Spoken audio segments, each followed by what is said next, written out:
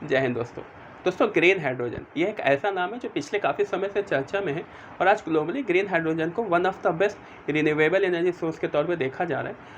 Green hydrogen में भारत किस तरीके से काम कर रहा है, आज इस वीडियो में हम इसके बारे में बात करेंगे। साथ ही साथ भारत में कहाँ पे इसके प्रोडक्शन के प्लांट लग रहे हैं, कहाँ कहाँ पे ग्रीन हाइड्रोजन का उपयोग होता है और कौन सा ऐसा देश है जिसने भारत को ग्रीन हाइड्रोजन का एक्सपोर्ट का ऑफर दिया हुआ है।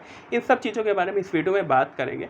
लेकिन सबसे पहले समझते हैं दोस्तों कि ग्रीन हाइड्रोजन क्या होता है। ग्रीन हाइड्रोजन एक एनर्जी सोर्स होता है जिसको हम इलेक्ट्रोलिसिस प्रोसेस के माध्यम से पानी में से हाइड्रोजन और ऑक्सीजन को अलग करते हैं, तो जो हमें हाइड्रोजन प्राप्त होता है इसको हम ग्रीन हाइड्रोजन कहते हैं। लेकिन दोस्तों ये जो प्रोसेस होती है इलेक्ट्रोलिसिस की, क्योंकि इसमें भी हमें एनर्जी की रिक्वायरमेंट होती है, इसको अगर हम रिन्यूएबल एनर्जी सोर्स के माध्यम से ये प्रोसेस पूरी करते हैं, जैसे कि सोलर एनर्जी है या विंड एनर्जी है, तो लास्ट में जो हमें प्रोडक्ट मिलता है हाइड्रोजन के तौर पे, उसको हम ग्रीन हाइड्रोजन कहते हैं। रिन्यूएबल एनर्जी सोर्स के कारण जो है ना, किसी भी तरीके के फॉसिल फ्यूल का इस्तेमाल इस पर नहीं होता है, तो उसके कारण जो है कोई भी हार्मफुल गैसेस का उत्सर्जन नहीं होता है। भारत कितनी गंभीरता से ग्रीन हाइड्रोजन के प्रोडक्शन पे काम कर रहा है उसको हम इस तरीके से समझ सकते हैं कि अपने वर्ष 2030 तक 50 लाख टन ग्रीन हाइड्रोजन के प्रोडक्शन का लक्ष्य रखा गया है। और हमारी जो भौगोलिक परिस्थिति है उस हिसाब से भी हम काफ़ी ज़्यादा ग्रीन हाइड्रोजन का प्रोडक्शन कर सकते हैं, क्योंकि अपने यहाँ पर्याप्त मात्रा में सी वाटर रिसोर्सेज पाए जाते हैं। जैसे अपने यहाँ पूर्व में बे ऑफ बंगाल है, पश्चिम में अपने यहाँ पे अरेबियन सी पाया जाता है, और दक्षिण में अपने यहाँ पे इंडियन ओशियन है। तो काफ़ी सारा सी वाटर रिसोर्सेज उपलब्ध है, काफ़ी सारे अपने यहाँ पे रिवर है, तो वहाँ से हमारी जो भी वाटर की रिक्वायरमेंट होगी वो फुलफिल हो सकती है। और साल में कम से कम 7 से 8 महीने अपने यहाँ पे पर्याप्त मात्रा में सूरज की रोशनी होती है, तो उस सूरज की रोशनी से हम जो है सोलर एनर्जी क्रिएट कर सकते हैं। बस इलेक्ट्रोलाइजर के अगर हम मैन्युफैक्चरिंग प्लांट लगाते हैं तो निश्चित तौर पे जो है हम दुनिया में कई सारे देशों से ज़्यादा ग्रीन हाइड्रोजन प्रोड्यूस कर सकते हैं। और अगर बात करें तो अपने यहाँ कई सारे प्राइवेट सेक्टर कंपनी हैं या गवर्नमेंट सेक्टर कंपनी हैं जो ग्रीन हाइड्रोजन पे इनिशिएटिव ले रही हैं, वहाँ पे प्रोडक्शन के प्लांट भी लगा रही हैं। जैसे रिलायंस इंडस्ट्री जो है 5000 एकड़ का ग्रीन हाइड्रोजन का प्लांट लगा रही है गुजरात के जामनगर पे, जिसमें वो लगभग 5.62 लाख करोड़ रुपए इन्वेस्ट कर रही है। और गेल यानी कि gas authority of India limited है, ये भी 10 मेगावाट का ग्रीन हाइड्रोजन का प्लांट लगा रहे हैं। लार्सन एंड टुम्बो जो कि एक बहुत बड़ी मैन्युफैक्चरिंग कंपनी है, सर्विस प्रोवाइडर कंपनी है, ये भी 15 अरब रुपए निवेश कर रही है ग्रीन हाइड्रोजन पे। साथ ही साथ इलेक्ट्रोलाइजर के भी वो प्लांट लगा रही हैं। IOCL यानी कि इंडियन ऑयल कॉर्पोरेशन लिमिटेड जो है, ये अपने मथुरा की जो इनका प्लांट है उसमें ये 1,60,000 बैरल प्रतिदिन के हिसाब से ग्रीन हाइड्रोजन के प्रोडक्शन पे काम कर रहे हैं। तो काफ़ी सारा काम हो रहा है।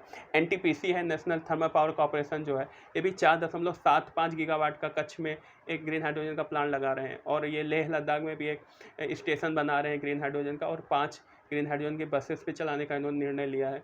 और इसके अलावा अडानी समूह जो है 70 अरब डॉलर जो है ग्रीन हाइड्रोजन पे इन्वेस्ट कर रहे हैं। तो काफ़ी सारा इन्वेस्ट हो रहा है, तो निश्चित तौर पे फॉसिल फ्यूल की जो डिपेंडेंसी है वो कम होगी। टेरी यानी कि the energy and research institute के अनुसार भारत में वर्ष 2020 में जो हाइड्रोजन की रिक्वायरमेंट थी वो 60 लाख टन थी।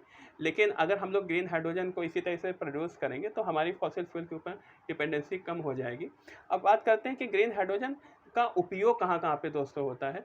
ग्रीन हाइड्रोजन जो है आज के समय में ऑयल रिफाइनरीज इंडस्ट्री में इस्तेमाल होता है। इसके अलावा स्टील इंडस्ट्री में होता है, आयरन इंडस्ट्री में होता है, सीमेंट की इंडस्ट्री में इस्तेमाल होता है, हीटिंग इंडस्ट्री में हीटिंग के लिए इस्तेमाल होता है, और काफ़ी सारी जगह पे इस्तेमाल होता है। ऑटोमोबाइल सेक्टर में भी अब ग्रीन हाइड्रोजन का धीरे धीरे बूम आ रहा है, तो काफ़ी सारी जगह पे इसका इस्तेमाल हो रहा है। और ग्रीन हाइड्रोजन में जो सबसे महत्वपूर्ण चीज़ है इलेक्ट्रोलाइजर। इलेक्ट्रोलाइजर का भी जो है अब भारत में मैन्युफैक्चरिंग प्लांट लग रहे हैं। जैसे महाराष्ट्र में 1 गीगावाट का जो है इलेक्ट्रोलाइजर का मैन्युफैक्चरिंग प्लांट लग रहा है, जो कि H2E पावर सिस्टम लगा रहे हैं। ये सॉलिड ऑक्साइड इलेक्ट्रोलाइजर का मैन्युफैक्चरिंग प्लांट लगा रहे हैं, और वर्ष 2023 तक जो है ये इलेक्ट्रोलाइजर का यहाँ पे प्रोडक्शन भी होने लगेगा। अमेरिका से एक ओहमियम इंटरनेशनल कंपनी है, वो बेंगलुरु कर्नाटका में ग्रीन हाइड्रोजन के इलेक्ट्रोलाइजर का मैन्युफैक्चरिंग प्लांट लगा रहे हैं। शुरुआत में ये 500 मेगावाट का होगा, लेकिन जिस हिसाब से अगर रिक्वायरमेंट होगी तो ये 2 गीगावाट तक इलेक्ट्रोलाइजर के मैन्युफैक्चरिंग प्लांट की कैपेसिटी बढ़ाई जा सकती है। और ये जो इलेक्ट्रोलाइजर लगा रहे हैं ये proton exchange membranes hydrogen electrolyser लगा रहे हैं। दोस्तों तो इस तरीके से इलेक्ट्रोलाइज़र का मैन्युफैक्चरिंग प्लांट भी बढ़ रहे हैं।